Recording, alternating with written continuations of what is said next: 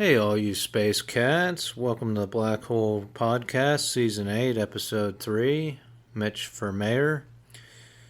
I'm your host, Mitch Miller, and I am the most neutral human on the planet, the most transparent candidate on any ballot, and the most underground artist in the universe.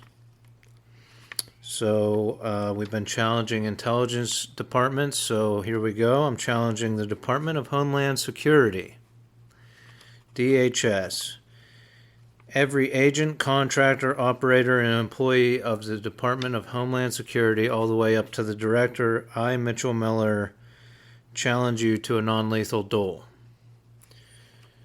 Using non-lethal dueling pistols, swords, or a scholastic wrestling match.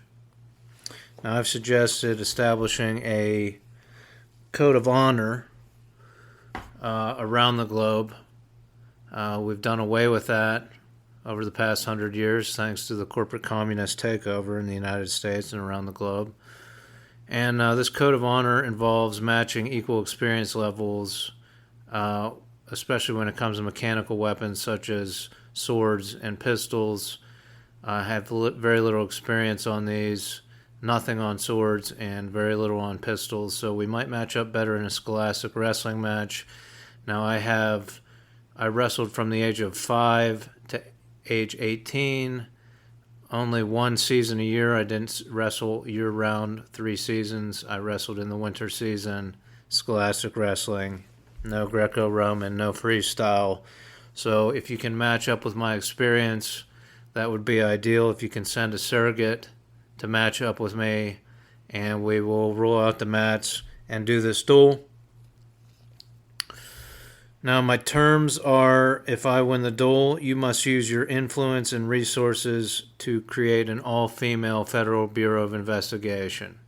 Right? We will transition the existing Federal Bureau of Investigation so that all agents, contractors, operators, and employees of that bureau are female. The United States has plenty of intelligence and spy agencies and investigative agencies. It's not going to hurt for one of them to be entirely made up of females. What's the worst that could happen? They might actually investigate white-collar crime, and that actually affects the masses instead of just street crime, obviously. And, so that's my terms. You may say I'm crazy for challenging the intelligence departments of the United States. But these business types, they challenge the institutions all the time. They don't ask permission, they just do it. Here's my example, Senator Dave McCormick, Pennsylvania senator, one of my senators in the federal government. When he was running this past year, he ran ads of him in front of the West Point Academy gates, the military academy. He had video of him. Might have been a green screen. I doubt he actually set up out there, but he used the West Point gates as part of his campaign strategy. And there is well-established rules about using military institutions for political promoting, for political means. And Mr. McCormick just simply ignored this. And, so that's my example. He's a businessman. Now he's a senator, and he used a military institution to gain his senator seat. We all saw it here in Pennsylvania. You might not have seen it around the rest of the country. But that's just one example. These people do this all the time. So why would I be punished for just straightforward challenging these people, right? I'm not beating around the bush. There it is. That's the challenge. So to Senator McCormick, I say this. Please purchase a painting of the Pentagon from me for $100,000.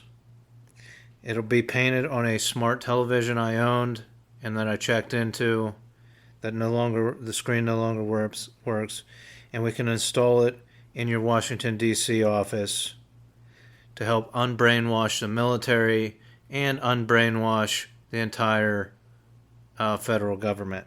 And I can explain that installation process to you. The $100,000 will be used to investigate and clean up the government starting at the state level. So please, contact me. Consider purchasing this piece of art to clean up the government.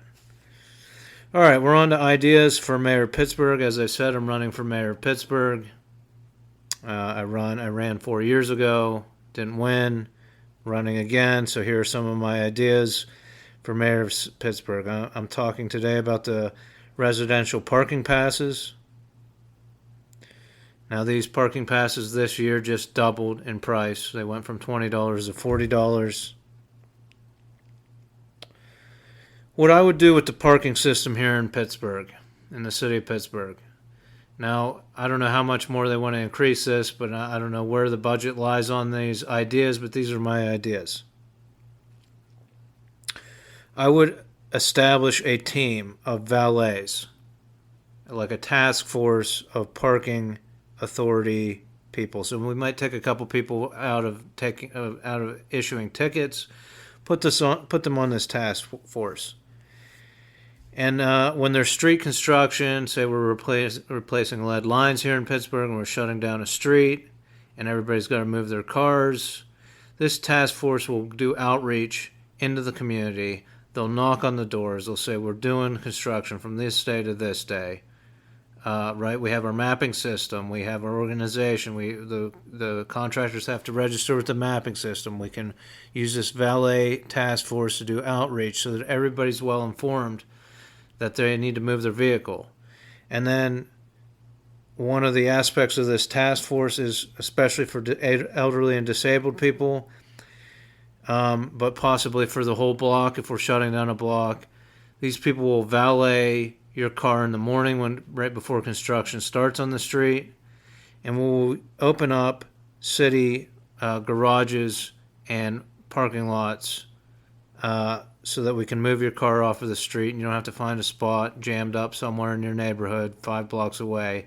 These people will valet your car to a city lot, to a city garage, and at the end after construction for the day, they will bring that car back and park it in front of your house or wherever on your block close enough that you can access it. So that's one thing I would do with the parking system. Additionally, I would allow, so your residential pass for the year, as I said, is $40 a year. Every residential pass, if you have the Parking Authority app on your phone, you will get 12 hours of free street, garage, or lot parking. The Pittsburgh Parking Authority street parking, garages, or lots, you will get 12 hours free parking per month. Right, that's the added perk of what you get when you register for a residential pass, and I think this will be great for downtown restaurants, the theater, all the theaters and all the institutions, arts institutions, and things like that. Musical theater, the ballet, because people in the city, they want to go downtown. They want to go to these restaurants, and they're more likely to do this if you give them free parking for 4 hours one day, 4 hours another weekend, 4 hours another weekend. So what we lose in revenue from those parking spots, you're going to gain in sales tax or in tax from the restaurants and the businesses because they're going to get utilized a lot more. So that's some of my ideas for Pittsburgh mayor. So I want to move on to more federal, national issues here.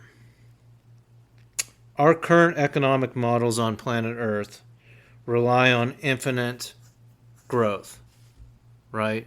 The American-style capitalist model, which I also call corporate communism, which is a global model. That's what everybody's pushing for, globalism. It's the American-style capitalism. It relies on infinite growth. The Earth is a finite system. There's only so much air. There's only so much water. It's a finite system. So we have the technology to engineer economies based on freedom and democracy.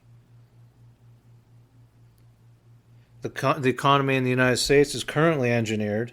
Okay, so this idea of engineering economies is not crazy. It's currently engineered to concentrate wealth and power into the hands of the few while destroying the planet. That's our current economic system, how it's engineered. This is all happening. This concentration of wealth and power and destroying the planet, while the billionaires say, we'll find another planet for infinite growth. We can expand to another planet, right? Let's focus on the stars and the moon and everything else, instead of focusing on being intelligent with our economies here on planet Earth and getting to space or space exploration eventually, but fixing the issues here on planet Earth instead of just propagating and creating propaganda about how we're going to move on to other planets and we can have this infinite growth economy system. So we must engineer our economy intelligently. But the billionaires, the people in power, they're going to say that if we try to engineer the economy, we are going to adopt human rights abuses associated with communism and communist nations, or the atrocities of the German National Socialist Party. All right, that's the first thing they do. They go to these abuses. And we can find the abuses everywhere, even in the United States. I'm an example. I was dragged out, thrown in a cell, forced medication, all kinds of stuff. I've been through a lot of stuff. And I'm a naturalized United States citizen. So what I say with engineering our economy is this. Let's start with common sense ideas, right? Now, I believe any company that uses AI and robotics, artificial intelligence and robotics, up to certain metrics. But any company that uses artificial intelligence and any company that automates up to certain metrics, the extreme is humanoid robots. The having an automated lift to lift a motor vehicle is a lower level example. Any company that uses AI and robotics must be fully and totally transparent, and I've proposed a platform, Anti-Core, where these companies can be transparent with all their communications, all their emails, their board meetings, profit margins. I know they're somewhat transparent with shareholders. This will open it up to anyone any customer, anyone in the buying public. Transparency. So based off of this idea, I believe we should have inspectors that determine if a job was replaced with automation, right? And this is an idea taking robots, which we're going headlong into, the robotic revolution, and using it to pay for Social Security so that it doesn't become insolvent. This is how we solve Social Security. So we base robots, the taxes that companies have to pay on robots. We establish this tax system. We base it off of a manufacturing job making $100,000 a year and only working 30 hours a week. That's the manufacturing dream right now. That's what our goal should be here in the United States. Manufacturing jobs that pay $100,000 a year and you work 30 hours a week. Now the max amount of income you have to pay towards Social Security is $176,000, I believe, right now. And I've said before, if everybody made $176,000 a year, Social Security would be fixed. So this is kind of that mindset, right? How do we engineer these economies? So we base a tax on robots off of 100. We'll start lower so that these companies don't have to take such a hit. Off $100,000 a year, 30 hours a week. Now the robots are obviously going to be working 50 or 60 hours a week, so it's just the metric from which we base our jobs off the jobs. So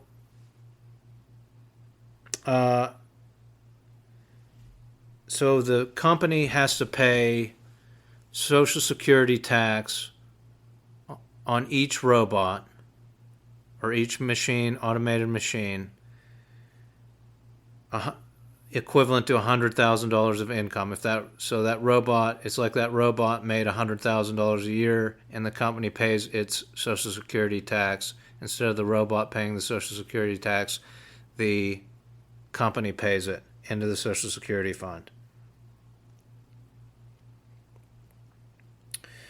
Each job done with a human and a machine, so humans can be aided by machines, somewhat automated. That's where we'll have the metrics, that's where we'll have the inspectors. But each one replaced with an actual robot, humanoid robot, a more complex robot. The company has to pay the $100K Social Security tax into the fund. So this will do two things. This will say, the company will say, hey, we can pay someone $60,000 a year to do this job instead of putting in a robot, right? And before, that job may have only paid $40,000 a year, so now we're raising the wages to $60,000. So this is putting in a different metric for companies to look at their bottom line. And it pushes robotics so that we make better robotics that last, we'll say, longer than 30-year career, right? You're weighing, do I pay someone for 30 years to do this job? Or can I find a robot that lasts 50 years? Then the numbers work to pay the $100K tax every year on the robot. Okay, so this is how we use the automated systems that we're bringing manufacturing back, and we're going to automate everything. Let's use it to raise wages, to raise the quality of machines so that companies can deploy better strategies. So each year the company doesn't use the Anticore platform or a similar platform to be fully transparent with everything in their company because they're using automation, right? So the thought is, if you're using automation, if you're using AI, you need to be transparent to the buying public, to everyday citizens. Each year, they don't use the platform, they don't become more transparent. The taxable income for the robots goes up by $5,000. So in year 2 of the company not being transparent, operating in secrecy, which I don't think they should do. I don't know why we allow companies and corporations to operate like our military in complete secrecy. It doesn't make any sense. They should be transparent and sell on quality in their product and not use psychology and crazy advertising techniques to sell their products. Each year it goes up $5,000 till it hits the max Social Security income level, which is $176,000 right now, as I said. So it would go up. It would take 15 years of this company operating in secrecy and not being transparent before they had to pay Social Security tax on $176,000 of income for each robot or automated machine that replaced a human that they use on their manufacturing or other systems. It could be AI replacing management, so on and so forth. But I think that's how we use technology to raise the wages. Now this is dangerous because we're creating a situation where Social Security is relying on robots and AI. And I've grappled with this because I believe I've been contacted by supercomputers and AI in some ways, and so I'm trying to think of what they would want. Do they want the entire world economy to be reliant on robots and this automation for the people's retirement and Social Security? But the billionaires are going to do it anyway, right? They're already automating. So it's kind of like a catch-22. It's like, let's do it in a better way if we're going to do it. And that's my proposal. So this combined with a proposal I proposed on the 202, a Medicare app where people sign a HIPAA waiver and they log their chronic pain, back pain, whatever pain they have. They log it daily. And this is released to the government, and each year the government comes out with a list of occupations linked to pain, chronic pain. Right? Be honest with the workers. At least be honest with the working class and the blue-collar workers. And I believe we adopt automation for the most painful jobs first. This makes logical sense, right? We don't want people to be in pain. We don't want them to turn to painkillers, to alcohol, to drugs. So if we're going to automate all these jobs in the economy, let's start with the most painful jobs, with the jobs linked to chronic pain. And let's be honest with these workers and find ways to automate and still keep human jobs, but machines do most of the work that don't have pain receptors and things like that. So that's a strategy to engineer the economy in a finite system to begin to do this. And that's what I would work on as President of the United States or as a leadership position in the federal government if tasked with some of these things.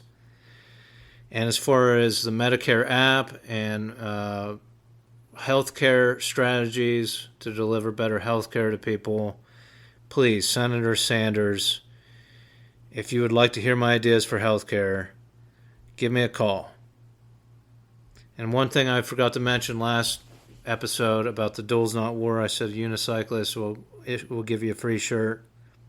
I do want to warn you, if you do purchase a Duel's Not War shirt or if you receive one, you will get challenged by houseless people on the street. Okay, when they see your shirt, you might walk by them and they might turn around and say, I challenge you to a duel. I just want to give you fair warning that if you wear this shirt, random people will probably challenge you to a duel. So I just ignore them because I have plenty of published information about how that should go down. I'm not going to entertain the idea on the street. But thanks for listening, and until next time, I wish you peace, prosperity, and homeostasis.